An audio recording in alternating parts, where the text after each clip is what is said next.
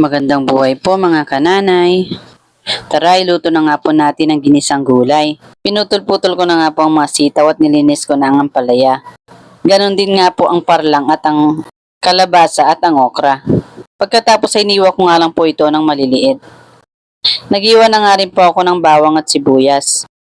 Ganon nga din po ang kamatis. At nang mahihanda ko na nga po ang lahat ng mga gagamitin kong sangkap, ay sinimulan ko na po itong igisa. Sinangkutsa ko nga lang po ang karne ng baboy. Pagkatapos ay nilagay ko na po ang sibuyas at ang bawang. Nilagay ko na rin po ang pork cubes at ang alamang.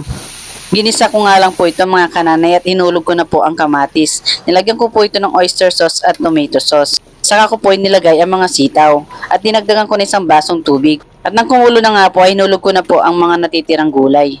Maliban nga lang po sa parlang. Hinalo ko nga lang po ito mga kananay at hinayaan ko itong kumulo. Nang kumulo na nga po uli ay nilagay ko na rin ang parlang at dinagdagan ko ng seasoning.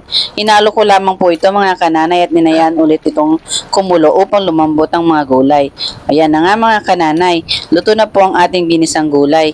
Nagprito nga rin po akong tilapia para may paris naman po ang ating gulay.